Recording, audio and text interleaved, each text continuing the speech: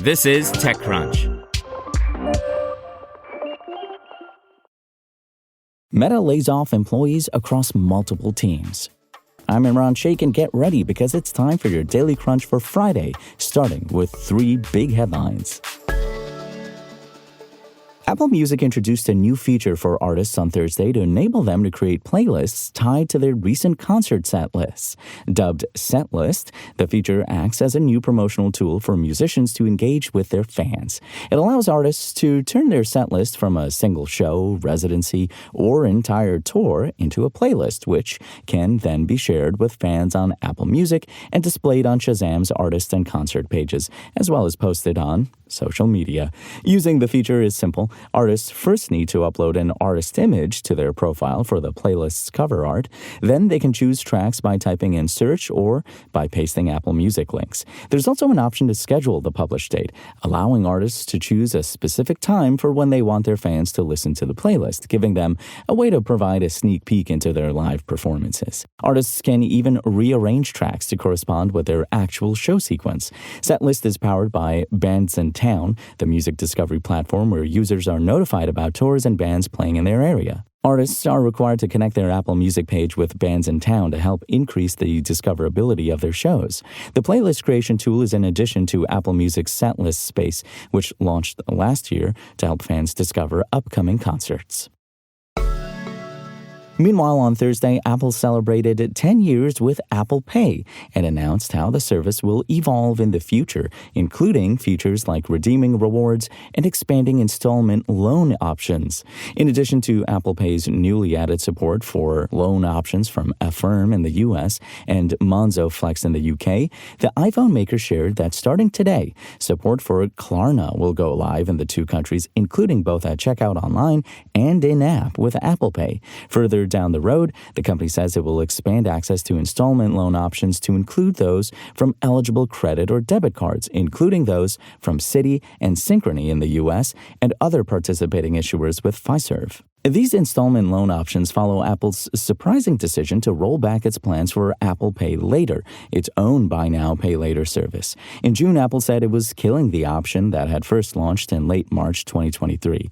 Instead, Apple said it would work in partnerships with Apple Pay-enabled banks and lenders to offer this service. The decision allows Apple to ensure banking partners stay connected with Apple Pay as it becomes a new source for installment loans, instead of seeing Apple compete with them directly. Apple also shared some stats about Apple Pay's adoption after its 10-year history, noting it's now used by hundreds of millions of consumers across 78 markets on millions of websites and apps, and in tens of millions of stores worldwide. More than 11,000 bank and network partners support the payment technology too. Oh boy, multiple teams at Meta were hit by layoffs on Wednesday, the company confirmed in a statement to TechCrunch, noting that these changes were made to reallocate resources within the company. Employees working on Reality Labs, Instagram, and WhatsApp were affected by the layoffs, according to The Verge. Today, a few teams at Meta are making changes to ensure resources are aligned with their long-term strategic goals and location strategy, said a Meta spokesperson in an emailed statement. This includes moving some teams to different locations and moving some employees to different roles. In situations like this, when a role is eliminated, we work hard to find other opportunities for impacted employees. Some former Meta employees took to social media to announce they were laid off. Employees who previously worked on Facebook, recruiting, legal operations, and design said they had been laid off on Wednesday in social media posts viewed by TechCrunch.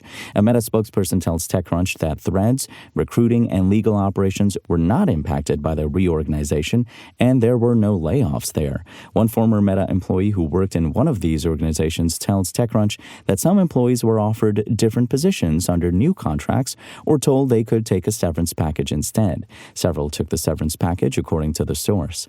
The former employee tells TechCrunch that more than a dozen people on their team were notified that their roles were affected via video calls on Wednesday. Let's now kick it over to producer Dennis with today's startup news in about 1 minute. Imran, thank you. And Amy Wu, founder of the AI-based mental health app Manifest, has a bold prediction for the next wave of tech. She said, quote, "There is no doubt in my mind that there will be unicorns that emerge to address the loneliness epidemic.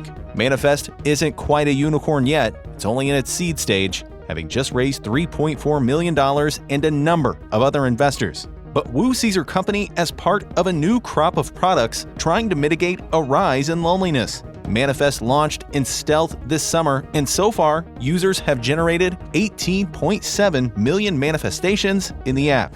And Zepto is in advanced stages of talks to raise $100 million in new investment, its third in the last 6 months, as the leading Indian quick commerce startup looks to rope in more domestic investors. The startup, which delivers grocery items and office stationery to customers' doorsteps in 10 minutes in multiple Indian cities, is raising the new investment from Indian family offices and high net worth individuals. Zepto is planning to go public next year, and the new fundraise is aimed at expanding the base of domestic investors on its cap table.